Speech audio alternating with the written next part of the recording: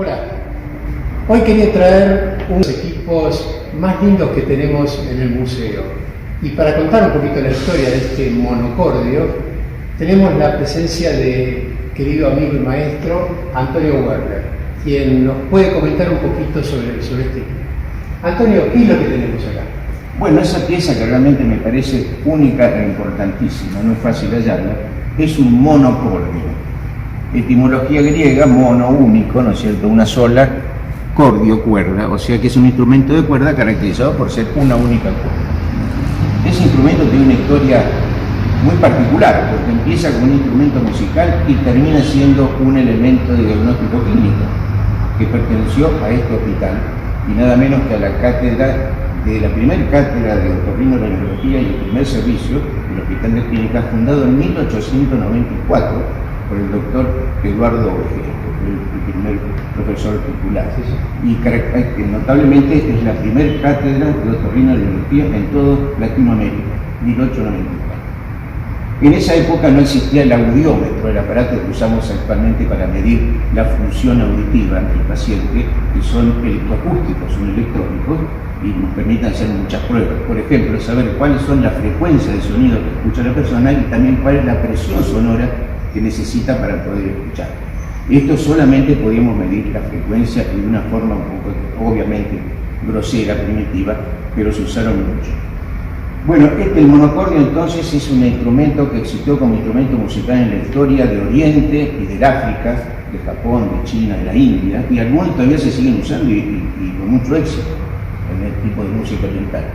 Pero en Occidente aparece en Grecia, y nada menos que con Pitágoras, que entre 400 y 500 años antes del nacimiento de Cristo, que lo inventa, lo utiliza como un aparato, ya existía en la música, pero lo utiliza para un estudio matemático de las frecuencias. Él distingue las frecuencias en función de la cuerda, ¿no es cierto? Si la cuerda se alarga, las frecuencias son más bajas, y si más graves, y si la corta, las frecuencias son más agudas, como cualquier instrumento de cuerda, no se nota en una guitarra, usado o jugado.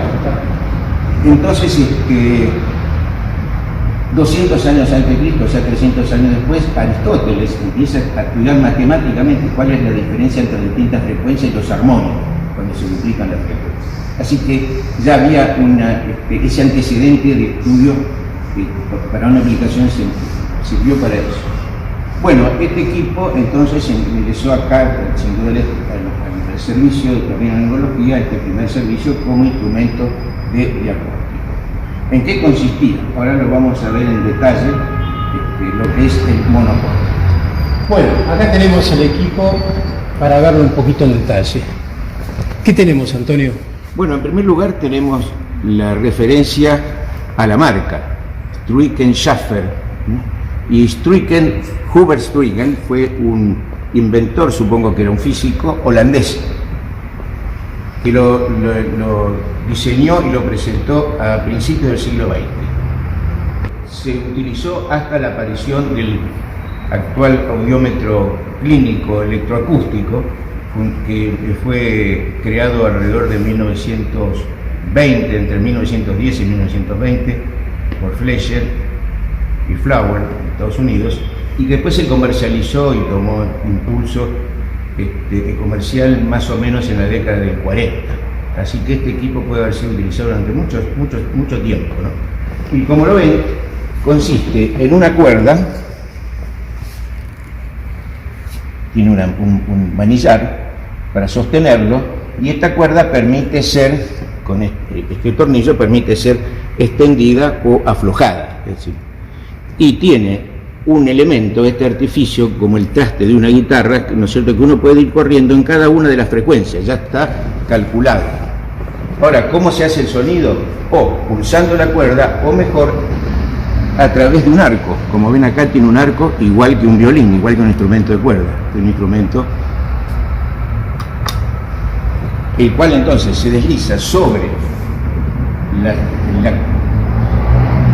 la cuerda y nos va a ir haciendo sonar una frecuencia determinada.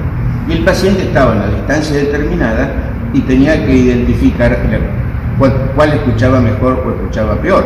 O sea que de esa manera se hace el diagnóstico clínico de una hipoacusia en determinadas frecuencias.